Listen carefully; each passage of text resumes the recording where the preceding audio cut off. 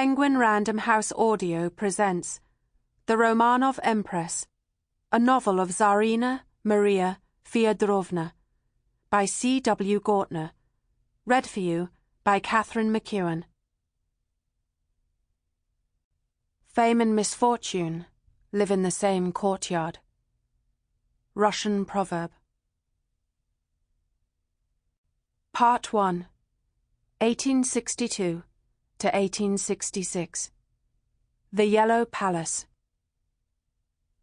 She comes, the Maid of Denmark, to be our Queen of Love.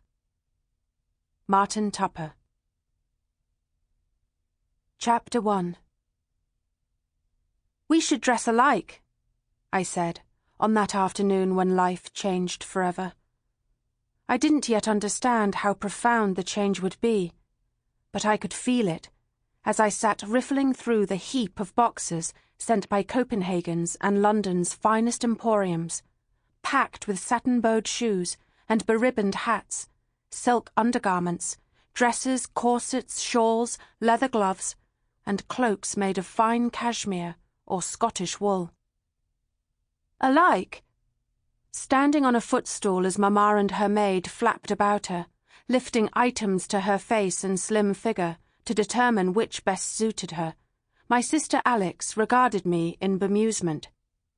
As if we were twins? Yes. I tilted up two of the boxes beside me on the settee. Look, you have an extra pair of everything now. We could dress alike and see if your fiancé can tell us apart. Alix's thin brows knit together. Her little frown pleased me. It showed my sister was not as immune to the absurdity of the situation as she might feign. Before she could reply, however, our mother issued her tart reprimand, with that faint irritation she employed whenever I did or said something inappropriate, which for her was becoming all too frequent. Minnie, that is enough. Dress like twins, how absurd! Mamma clucked her tongue, as if His Royal Highness the Prince of Wales were blind. Why, you and Alix are nothing alike. Are you certain? Though I meant to sound nonchalant, I heard the challenge in my tone. We might not be alike, but he's only met her once. He might not even recognize her when he sees her again. Mamma went still, a ruffled petticoat in her hands. Looking at that creamy white silk, I had to swallow a surge of anger. Times past, we could never have afforded such a petticoat, or indeed any of these other fancy things littering the room. We made our own clothes, and mended them too. We'd been happy in our little yellow palace in Copenhagen, relishing summer outings to swim in the sea, our gymnastics competitions, and musical evenings after frugal meals, where we'd served ourselves at the table. Luxuries had never mattered, not when we had one another. Our family was our greatest gift. Yet here we were, smothered in visible proof of our impending dissolution. How could so much have changed in so little time? Of course His Highness will love her, said Mamma. It's his duty as her husband, as it is hers as his wife. Whatever has come over you, to be so contrary on the very day of Alix's fitting for her trousseau? Can't you see she's nervous enough as it is? My sister watched me from the mirror. If she was nervous, she did not show it.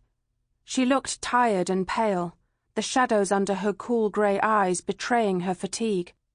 But she was composed, so much, in fact, that her steady gaze unnerved me. Despite her unflinching stance, she must realize I spoke the truth. It was impossible to predict if her marriage would bring her happiness or heartache, but she'd never admit it aloud, not before our mother, who'd laboured so long for this elevation in our fortune, the latest in a sweeping tide of change that had left me feeling stranded, struggling to stay afloat. I was only saying... My voice trailed off as Mamma gave me a glare. We know what you were saying, Minnie, and I tell you, it is enough. Exasperated, I crunched the tissue in the hat box beside me. Perhaps I should go out for a walk, I muttered, seeing as I'm not needed here. If you cannot make yourself useful, yes, you should. Mamma turned back to my sister. Fresh air will no doubt improve your mood and take that unpleasant sting out of your tale. I'll not have you distracting your sister with nonsense when we've so much to do. Fresh air and a minimum of nonsense were Mamma's solution to everything. She was nothing if not sensible. No matter that in the last year we'd experienced enough upheaval to turn any other sensible woman's head. But Louise of Hesse Castle never indulged such weakness. She'd first showed this obdurate trust in her own judgment by defying her family to marry my father, her second cousin, Christian of Glucksburg, an impoverished princeling of no particular account, with whom she'd settled into a penurious but pleasant existence, raising us with a sensible disregard for pretension. She might now be poised to become Queen of Denmark, with Papa's surprising inheritance of our childless king's throne, while preparing to send her eldest daughter off to marry Great Britain's heir. Yet she approached these monumental tasks as she might the daily cleaning of the parlour. And that sting in my tail, as she called it, confounded her, for it was something no child of hers should display, especially in light of our newly exalted circumstances.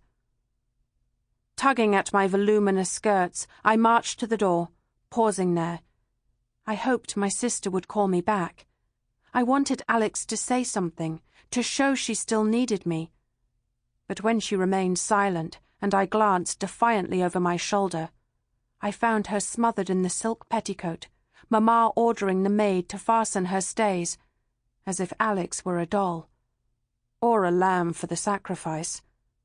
To me, my sister's upcoming marriage was much the same. We were not born to grandeur. Mamma had often reminded us of this in our childhood, so we wouldn't expect more than we had. Those born into riches are not so fortunate, she would say, as she sat with Alix and me, instructing us in our embellishment of homemade bonnets or darning of underclothes. Those who begin their lives with everything cannot appreciate the rewards of aspiration. Wise advice, for no one had reaped more reward in aspiration than Mamma, but scarce comfort to me now as I traversed the Behnsdorf Palace, passing statuary and mirror-panelled walls without a glance, my heels echoing on the parquet floors, and my wide-hooped skirt soughing in my wake. We'd moved to the palace a month ago, once it was determined that Papa would become Denmark's new crown prince. Nestled on spacious grounds outside Copenhagen, the palace was suitably elegant, much larger than our yellow home within the city. The beautiful gardens were one of the few changes I'd welcomed, with their magnificent lime trees and walking paths. My younger brother, Valdemar, and little sister, Chira, loved it here, let loose to dirty their feet and scramble under the hedgerows. But I was nearly 15 now, too old for childish games, though as I escaped into the garden I wished I were not. I longed to be a child again, free to run and hide. Raising a hand to my brow, I realized I'd forgotten to fetch a parasol or hat. I risked getting too much colour. Imagining my mother's reaction to this, I strode forth, thinking I should also undo the scratchy net confining my thick curls at my nape and incite a scandal. Only there was no one here to be scandalized. The garden stretched before me in verdant emptiness, until I neared the Swedish-style villa that served as a tea-house, and saw a familiar figure in a dark suit pacing outside it, cigar smoke drifting in a cloud about him. Papa. Grasping up fistfuls of my skirt, and not caring that my ankles showed, I raced across the lawn to him.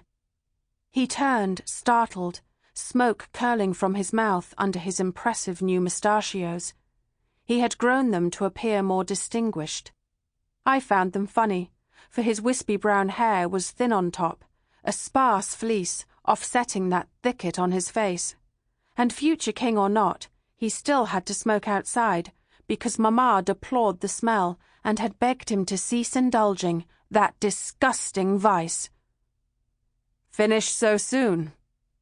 A smile lightened his careworn face. It hurt me to see that he too... Sample complete. Ready to continue?